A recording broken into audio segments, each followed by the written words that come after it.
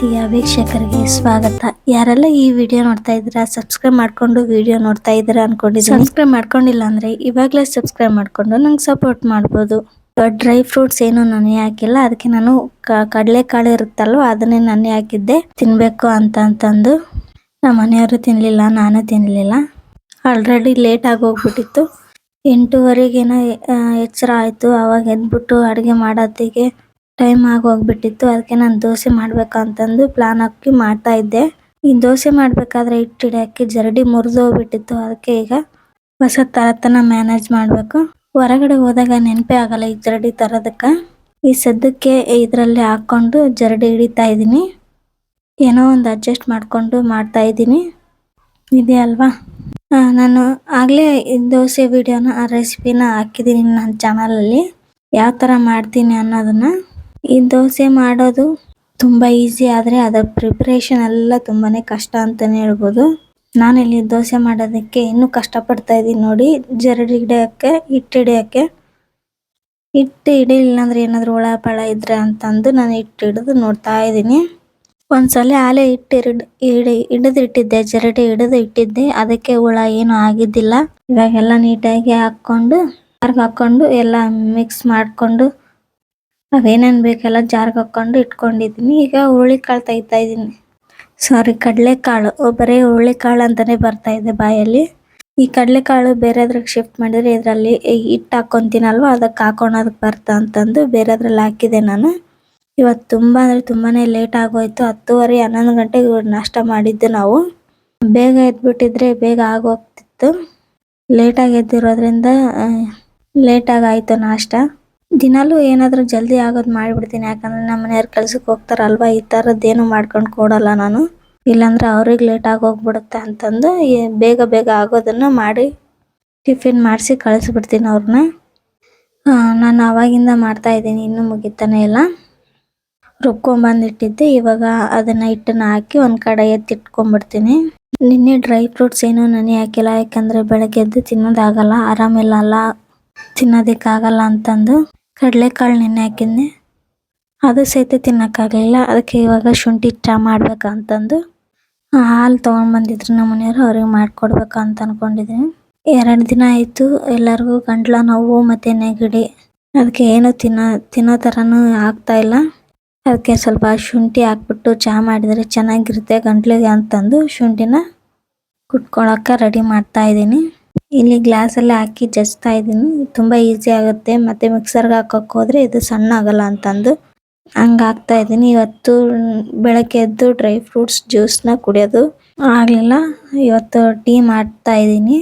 ಅದು ಭಾಳ ದಿನ ಆದಮೇಲೆ ಬೆಳಗ್ಗೆ ಟೀ ಮಾಡ್ತಾ ಇರೋದು ನಾನು ಬೆಳಗ್ಗೆ ಅಂತೂ ಟೀ ಮಾಡೋದೇ ಇಲ್ಲ ನಾನು, ಬಾದಾಮಿ ಹಾಲು ಬಿಟ್ರೆ, ಇಲ್ಲಾಂದರೆ ಡೈರೆಕ್ಟ್ ನಾಷ್ಟ ನೋಡ್ರಿ. ಈ ಗಂಟ್ಲು ನೋವು ನೆಗಡಿ ಅಂದಿದ್ದಕ್ಕೆ ಸ್ವಲ್ಪ ಟೀ ಕುಡಿದ್ರೆ ಸಮಾಧಾನ ಆಗುತ್ತೆ ಅಂತಂದು ಶುಂಠಿ ಹಾಕಿ ಟೀ ಮಾಡ್ತಾಯಿದ್ದೆ. ಗಂಟ್ಲಿಗೆ ಒಂಥರ ಚೆನ್ನಾಗಿ ರಿಲೀಫ್ ಕೊಡುತ್ತೆ ಶುಂಠಿ ಚಹಾ. ಇನ್ನೂ ಒಂದು ಟೈಪ್ ಮಾಡ್ತಾರೆ, ಡಿಕಾಕ್ಷನ್ ಮಾಡ್ತಾರಲ್ಲ, ಅದರಲ್ಲಿ ಶುಂಠಿ ಮತ್ತು ಚಕ್ಕೆ, ಲವಂಗ, ಏಲಕ್ಕಿ ಎಲ್ಲ ಥರನ ಹಾಕಿ ಚೆನ್ನಾಗಿ ಕುದಿಸ್ಬಿಟ್ಟು ಮಾಡ್ತಾರೆ. ಅದು ಚೆನ್ನಾಗಿರುತ್ತೆ, ರಿಲೀಫ್ ಕೊಡುತ್ತೆ ಗಂಟ್ಲಿಗೆ. ನೆಕ್ಸ್ಟ್ ನಾನಿಲ್ಲಿ ಆಲೂಗಡ್ಡೆ ಪಲ್ಯ ಮಾಡ್ತಾಯಿದ್ದೀನಿ. ಇದು ದೋಸೆ ಮಾಡಿದಾಗ ನಾನು ಆಲ್ಮೋಸ್ಟ್ ಅಲ್ಲಿ ಚಟ್ನಿ ಅಥವಾ ಈರುಳ್ಳಿ ಪಲ್ಯ ಮಾಡಿರ್ತೀನಿ. ನಾನು ದೋಸೆ ಮಾಡಬೇಕಾದ್ರೆ ಆಲೂಗಡ್ಡೆ ಎಲ್ಲ ಖಾಲಿಯಾಗಿರ್ತಾವೆ. ಅದಕ್ಕೆ ಈ ಸಲ ಇತ್ತವಲ್ಲ, ಆಲೂಗಡ್ಡೆ ಪಲ್ಯ ಮಾಡಿಬಿಡೋಣ ಅಂತಂದು ತೊಗೊತಾ ಇದ್ದೀನಿ. ಅಲ್ಲಿ ಕುಕ್ಕರನ್ನು ಇಟ್ಟಿದ್ದೀನಿ. ಹಂಗೆ ಇಲ್ಲಿ ಆಲೂಗಡ್ಡೆ ತೊಳೆಯೋದಕ್ಕೆ ನಾನು ನೀರು ಹಾಕ್ಕೊತಾ ಇದ್ದೀನಿ. ಇದಕ್ಕೆ ನೀರು ಹಾಕೊಂಡ್ಮೇಲೆ ಇಲ್ಲಿ ಫಿಲ್ಟರ್ ನೀರು ಕುಡಿಯೋ ನೀರನ್ನ ನಾನು ಆಲೂಗಡ್ಡೆ ಕುದಿಯೋದಕ್ಕೆ ಹಾಕೋದಕ್ಕೆ ಹಾಕ್ತಾಯಿದ್ದೀನಿ. 1-2 ಗ್ಲಾಸ್ ಹಾಕಿದೆ. ಅವು ಸ್ವಲ್ಪ ಬಿಸಿ ಆಗಲಿ ಅಂತಂದು ಸ್ವಲ್ಪ ಗ್ಯಾಸ್ ಹಚ್ಚಿಟ್ಬಿಟ್ಟೆ ಸ್ಟವ್ನ. ಸ್ವಲ್ಪ ನೀರು ಬಿಸಿ ಆಗೋತ್ಲಿಗೆ ನಾನು ಇಲ್ಲಿ ಆಲೂಗಡ್ಡೆನೆಲ್ಲ ನೀಟಾಗಿ ತೊಳ್ಕೊಂಡು ಹಾಕೋದಕ್ಕೆ ಬರುತ್ತೆ ಅಂತಂದು ನೀಟಾಗಿ ತೊಳಿತಾ ಇದ್ದೀನಿ. 3 ಆಲೂಗಡ್ಡೆ ತೊಗೊಂಡಿದ್ದೆ, 1 ಟೊಮೊಟೊ ತೊಗೊಂಡಿದ್ದೆ. ಆಮೇಲೆ ಯೋಚನೆ ಬಂತು ಟೊಮೊಟೊ ಹಾಕಲೇನೋ ಅಂತಂದು. ಅದಕ್ಕೆ ನಾನು ಇವಾಗ ಅದನ್ನು ಟೊಮೊಟೊನ ಸ್ಕಿಪ್ ಮಾಡಿಬಿಟ್ಟು ಬರೀ ಆಲೂಗಡ್ಡೆ ಮತ್ತು ಈರುಳ್ಳಿ ಮತ್ತು ಮೆಣಸಿನ್ಕಾಯಿಲಿಂದ ಮಾಡ್ತಾಯಿದ್ದೀನಿ. ಇಲ್ಲಿ ನೋಡ್ತಾ ಇರ್ಬೋದು, ಆಲೂಗಡ್ಡೆ ನೆಚ್ಕೊಂಡು ಸ್ವಲ್ಪ ನೀರು ಕುದೀತಾ ಇದ್ದಾವೆ ಆಲ್ರೆಡಿ. ಅದಕ್ಕೆ ಹಾಕ್ಬೇಕಂತಂದು ರೆಡಿ ಮಾಡ್ಕೊತಾ ಇದ್ದೀನಿ. ಒಂದರಲ್ಲಿ 2 ಪೀಸ್ ಮಾಡಿದ್ದೀನಿ, ದೊಡ್ಡವಿದ್ರೆ ಒಂದು 3 ಪೀಸ್ ಮಾಡಿ ಹಾಕ್ತಾಯಿದ್ದೀನಿ. ಈ ಆಲೂಗಡ್ಡೆ ಪಲ್ಯನ ನಾನು ಯಾವ ಥರ ಮಾಡ್ತೀನಿ ಅನ್ನೋದನ್ನು ತೋರಿಸಿದ್ದೀನಿ. ಇಷ್ಟ ಆದರೆ ಪ್ಲೀಸ್ ನನ್ನ ಚಾನಲ್ಗೆ ಸಬ್ಸ್ಕ್ರೈಬ್ ಮಾಡಿಕೊಂಡು ಲೈಕ್ ಮಾಡೋದನ್ನ ಮಾತ್ರ ಮರಿಬೇಡಿ. ಈಗ ಎಲ್ಲವನ್ನ ಹಾಕಿ ಕುದಿಯಕ್ಕೆ ಇಟ್ಬಿಡ್ತೀನಿ.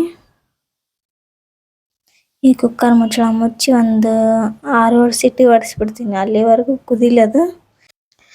ಕುದತ್ಲಿಗೆ ನಾನು ಇಲ್ಲಿ ಈರುಳ್ಳಿ ಹೆಚ್ಕೊಂಡ್ಬಿಡ್ತೀನಿ. ಈರುಳ್ಳಿ ಮತ್ತು ಮೆಣಸಿನ್ಕಾಯಿ ಏನು ತೊಗೊಂಡಿದ್ನಿ ಅವನ್ನೆರಡನ್ನೂ ಹೆಚ್ಚಿಟ್ಕೊಂಡ್ಬಿಡ್ತೀನಿ. ಟೊಮೊಟೊನ ಹಾಕ್ಬೋದು, ಆದರೆ ನಾನು ಹಾಕಲಿಲ್ಲ, ಬೇಡ ಅಂತಂದು ಸ್ಕಿಪ್ ಮಾಡಿಕೊಂಡೆ. ಒಂದೇ ಒಂದು ದೊಡ್ಡ ಈರುಳ್ಳಿ ತೊಗೊಂಡಿದ್ದೆ ಅಷ್ಟೇ ನಾನು, ಮತ್ತೇನು ತೊಗೊಂಡಿಲ್ಲ. ಒಂದು 3 ಮೆಣಸಿನ್ಕಾಯಿ ತೊಗೊಂಡೆ. ಆ 3 ಮೆಣಸಿನ್ಕಾಯಿಲಲ್ಲೂ ಅರ್ಧ ಹಾಕಿದ್ದೀನಿ, ಯಾಕಂದರೆ ನನ್ನ ಮಗಳು ತಿಂತಾಳೆ. ಖಾರ ಆದರೆ ಅವಳು ಪಲ್ಯ ತಿನ್ನಲ್ಲ ಅಂತಂದು ಒಂದು ಸ್ವಲ್ಪ ಹಾಕಿದೆ. ಈಗ ಆಲೂಗಡ್ಡೆ ಕುದ್ದವೆಲ್ಲ ಅಂತ ತೆಗೆದು ನೋಡಿದರೆ ಇನ್ನೂ ಸ್ವಲ್ಪ ಬೇಯಬೇಕಾಗಿತ್ತವು. ಅದಕ್ಕೆ ನೋಡ್ತಾ ಇದ್ದೆ ಬೇಯ್ದಿಲ್ಲ ಅಂತಂದು ಮತ್ತೆ ಒಳ್ಳೆ ಮುಚ್ಚಳ ಮುಚ್ಚಿ ಕುದಿಯಕ್ಕೆ ಇಟ್ಬಿಟ್ಟೆ. ಸ್ವಲ್ಪ ಚೆನ್ನಾಗಿ ಮೆತ್ತಗೆ ಕುದ್ರೆ ಚೆನ್ನಾಗಿರುತ್ತೆ ಆಲೂಗಡ್ಡೆ ಪಲ್ಯ ದೋಸೆಗೆ. ಇನ್ನೂ 3 ಸೀಟಿ ಹೊಡೆಸಿ ತೆಗೆದೆ, ಆವಾಗ ಚೆನ್ನಾಗಿ ಕುದ್ದಿದ್ವು. ಇಲ್ಲಿ ನೋಡ್ತಾ ಇರ್ಬೋದು, ಹಾಕಿ ಇಡ್ತಾ ಇದ್ದೀನಿ ಇನ್ನೊಂದು 3 ಸೀಟಿ ಹೊಡಿಲ್ಲ ಅಂತಂದು. 3 ಸೀಟಿ ಹೊಡೆದ್ಮೇಲೆ ತೆಗೆದ್ರೆ ತುಂಬಾ ಚೆನ್ನಾಗಿ ಕುದ್ದಿದ್ವು ಆಲೂಗಡ್ಡೆ. ಇವಾಗ ಒಂದು ಪಾತ್ರೆಯಲ್ಲಿ ತಗೊಂಡು ಇಟ್ಕೊತೀನಿ, ಯಾಕಂದರೆ ಪಲ್ಯ ಅದರಲ್ಲೇ ಮಾಡಬೇಕು ಅಂತ ಅಂದ್ಕೊಂಡಿದ್ದೀನಿ. ನನ್ನ ಮಗಳಿಗೆ ಒಂದು ಆಲೂಗಡ್ಡೆ ಹಾಕ್ಕೊಟ್ಟೆ, ತಿಂದ್ಲವಳು. ಪಲ್ಯಕ್ಕೆ ಏನೇನು ಬೇಕು ಅಂತಂದು ತಳಗೆ ಇಟ್ಕೊತಾ ಇದ್ದೀನಿ. ಜೀರಿಗೆ, ಸಾಸಿವೆ, ಅರಶಿನ ಮತ್ತು ಏನಿಲ್ಲ, ಉಪ್ಪು ಬಿಟ್ಟರೆ ಇದೇನಿಲ್ಲ, ಹಾಕೋಕ್ಕೇನಿಲ್ಲ. ಅದಕ್ಕೆ ತಗೊಂಡು ಇಟ್ಕೊಂಡೆ. ಇಲ್ಲಿ ಎಣ್ಣೆಗೆ ಹಾಕಿ ಇಟ್ಕೊಂಡಿದ್ದೀನಿ. ಜೀರಿಗೆ, ಸಾಸಿವೆ ಹಾಕಿದೆ. ಇದಕ್ಕೆ ಕಡಲೆಬೇಳೆ, ಉದ್ದಿನಬೇಳೆನೂ ಹಾಕ್ತಾರೆ, ನಾನು ಹಾಕಿಲ್ಲ. ಕಡಲೆಬೇಳೆನೂ ತಂದಿಲ್ಲ, ಉದ್ದಿನಬೇಳೆನೂ ತಂದಿಲ್ಲ ನಾನು. ಈರುಳ್ಳಿ ಹಾಕಿ ಚೆನ್ನಾಗಿ ಫ್ರೈ ಮಾಡಿ, ಇದು ಚೆನ್ನಾಗಿ ಫ್ರೈ ಆಗಬೇಕಿದೆ ಎಣ್ಣೆಲೆ. ದೋಸೆಗೆ ಆಲೂಗಡ್ಡೆ ಪಲ್ಯ ಮಾಡಬೇಕಾದ್ರೆ ಈರುಳ್ಳಿನ ಉದ್ದುದ್ದಕ್ಕೆ ಕೆತ್ತಾ ಇರ್ತಾರೆ, ಆದರೆ ನಾನು ಇಲ್ಲಿ ಸಣ್ಣದಾಗಿ ಹೆಚ್ಚಿಟ್ಕೊಂಡಿದ್ದೀನಿ ಇರಲಿ ಅಂತಂದು. ಈಗ ಅರಿಶಿನ ಹಾಕ್ತಾ ಇದ್ದೀನಿ. ಅರಿಶಿನ ಹಾಕ್ಬಿಟ್ಟು ಚೆನ್ನಾಗಿ ಅದನ್ನು ಸ್ವಲ್ಪ ಫ್ರೈ ಆಗಲಿ.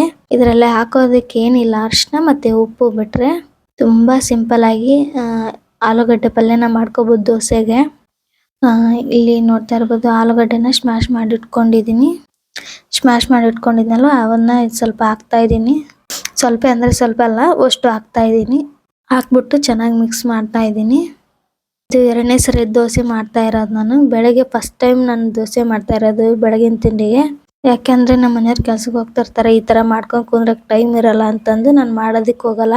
ಲೇಟ್ ಆದರೆ ಮತ್ತೆ ಕೆಲಸಕ್ಕೆ ಲೇಟಾಗಿ ಹೋಗುತ್ತೆ ಅಂತಂದು ಮಾಡೋದಕ್ಕೆ ಹೋಗಲ್ಲ. ಇಲ್ಲಿ ರುಚಿಗೆ ತಕ್ಕಷ್ಟು ಉಪ್ಪು ಹಾಕ್ತಾ ಇದ್ದೀನಿ.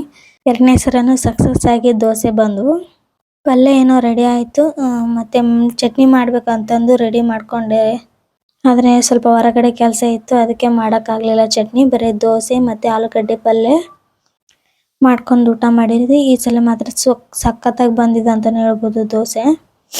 ಫಸ್ಟಿಗೆ ನನಗೂ ಡೌಟ್ ಹೊಡಿತು, ಏನು ಎದ್ದೇಳ್ತಾವೋ ಇಲ್ಲ ಅಂತ ಭಯ ಬಂದ್ಬಿಡ್ತು. ಯಾಕೆಂದರೆ ಟೈಮ್ ನೋಡಿದ್ರೆ ಸಿಕ್ಕಾಪಟ್ಟೆ ಆಗಿತ್ತು. ಈಗ ದೋಸೆ ಹಿಂಗೆ ಹಾಕ್ಕೊಂಡು ಕುಂತ್ಕೊಂಡಿದ್ದೀನಿ, ಮತ್ತು ಅಡುಗೆ ಮಾಡೋದಕ್ಕೆ ಇನ್ನೂ ಲೇಟಾಗಿ ಹೋಗ್ಬಿಡುತ್ತೆ ಅಂದ್ಕೊಂಡೆ. ದೋಸೆ ಬರಲಿಲ್ಲ ಅಂದರೆ ಬೇರೆ ಅಡುಗೆ ಮಾಡಬೇಕು ಅಂದ್ಕೊಂಡಿದ್ದೆ, ಆದರೆ ತುಂಬಾ ಲೇಟಾಗಿ ಹೋಗ್ಬಿಟ್ಟಿತ್ತು. ಆದರೆ ಹೆಂಗೋ ಒಂದು ದೋಸೆ ಅಂತೂ ತುಂಬಾ ಚೆನ್ನಾಗಿ ಬಂದವು. ಸ್ವಲ್ಪ ತೆಗಿಯೋದಕ್ಕೆ ಟ್ರೈ ಮಾಡಿದೆ, ನಾನು ಬರಲಿಲ್ಲ, ಆಮೇಲೆ ಬಂದವು, ತಾನೇ ಬಂದವು. ಫಸ್ಟ್ನೇದಲ್ವ ದೋಸೆ ಸ್ವಲ್ಪ ತಳ ಹಿಡ್ಕೊತದ್ದು, ಹಂಚು ತುಂಬಾ ಕಾದೋಗಿತ್ತು, ಅದಕ್ಕೆ ಆ ಥರ ಆಯ್ತದು.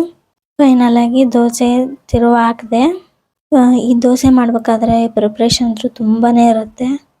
ಇನ್ಸ್ಟಂಟ್ ದೋಸೆ ಆದರೆ ಒಂದು 5 ನಿಮಿಷದಲ್ಲೇ ಮಾಡ್ಕೋಬೋದು. ಈ ಅಕ್ಕಿ ದೋಸೆ ಅಂತಂದರೆ ಹಿಂದಿನ ರಾತ್ರಿನೇ ಅಕ್ಕಿ ಮತ್ತು ಉದ್ದಿನಬೇಳೆ, ಸಬ್ಬಕ್ಕಿ ಅವನ್ನೆಲ್ಲ ಹಾಕಿ ನೆನೆ ಹಾಕಬೇಕು. ಹಿಂದಿನ ಬೆಳಗ್ಗೆನೇ ನೆನೆ ಹಾಕಬೇಕು, ರಾತ್ರಿ ಮಿಕ್ಸರ್ಗೆ ಹಾಕಿ ಮತ್ತು ಬೆಳಗ್ಗೆ ದೋಸೆ ಮಾಡಬೇಕಾಗುತ್ತೆ. ತುಂಬಾ ಪ್ರಿಪ್ರೇಷನ್ ಮಾಡಬೇಕು. ಇನ್ಸ್ಟಂಟ್ ದೋಸೆ ಆದರೆ ಒಂದು 5 ನಿಮಿಷದಲ್ಲಿ ಹಿಟ್ಟೆಲ್ಲ ಮಿಕ್ಸರ್ ಹಾಕ್ಕೊಂಡು ಈ ಥರ ದೋಸೆ ಮಾಡ್ಕೋಬೋದು ನಾವು. ವಿಡಿಯೋ ಇಷ್ಟ ಆಗಿರುತ್ತೆ ಅಂದ್ಕೊಂಡಿರ್ತೀನಿ. ಇಷ್ಟ ಆದರೆ ಪ್ಲೀಸ್ ನನ್ನ ಚಾನಲ್ಗೆ ಸಬ್ಸ್ಕ್ರೈಬ್ ಮಾಡಿಕೊಂಡು ಲೈಕ್ ಮಾಡೋದನ್ನ ಮಾತ್ರ ಮರಿಬೇಡಿ.